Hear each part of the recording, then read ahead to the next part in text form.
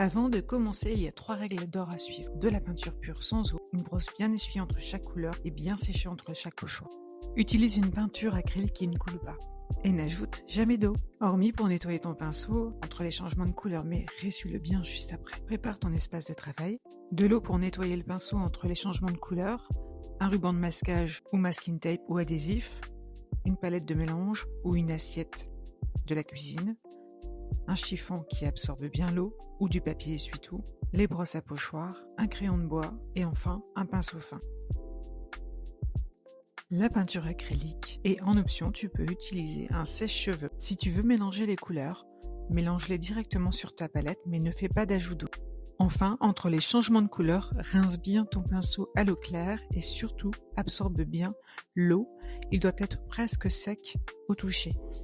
De manière générale, pour tous les pochoirs, prends toujours peu de peinture sur ton pinceau et tapote à la verticale. Avant de te lancer, les astuces fonctionnent pour tous les kits panache. Commence toujours par le pochoir numéro 1, puis suis l'ordre des numéros. Les petits cercles présents sur chaque pochoir servent de repère. En les repositionnant au même endroit à chaque étape, ton motif s'assemblera. Fixe le pochoir numéro 1 avec des adhésifs afin de bien le maintenir à plat sur le support. Puis colorie les petits cercles, tu t'en serviras comme repère pour les étapes suivantes. Pour éviter de tracer directement sur la toile, colle un petit morceau d'adhésif sur chacun des 4 coins. C'est sur ces adhésifs que tu noteras les repères.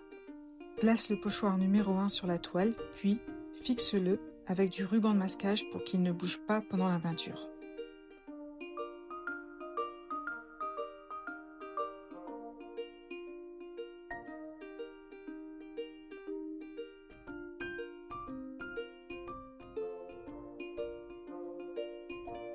Colorie en gris tous les petits repères visibles sur les adhésifs, c'est-à-dire les 4 coins. Ils te permettront de replacer parfaitement les pochoirs suivants. Dépose un peu de peinture acrylique sans ajouter d'eau. Décharge légèrement ton pinceau, puis tapote la peinture à la verticale. Il vaut mieux passer 2 fois qu'utiliser trop de peinture. Lorsque la couche est terminée, retire délicatement le ruban de masquage, puis soulève le pochoir à la verticale, sans le faire glisser. Laisse sécher naturellement ou accélère le séchage avec un sèche-cheveux avant de passer au pochoir suivant. Replace le pochoir grâce au repère, puis fixe-le à nouveau avec du ruban de masquage. Si tu changes de couleur, nettoie soigneusement ton pinceau, puis absorbe bien toute l'eau dans un chiffon ou un essuie-tout. Ton pinceau doit être presque sec avant de reprendre la peinture.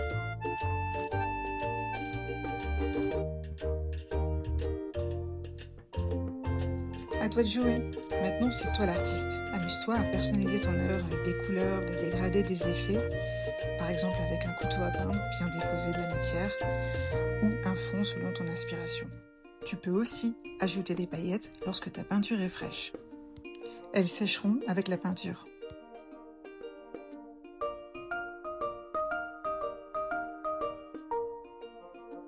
Et voilà le moment tant attendu. C'est le reveal. Découvre ton œuvre terminée et sois fier de l'avoir réalisée.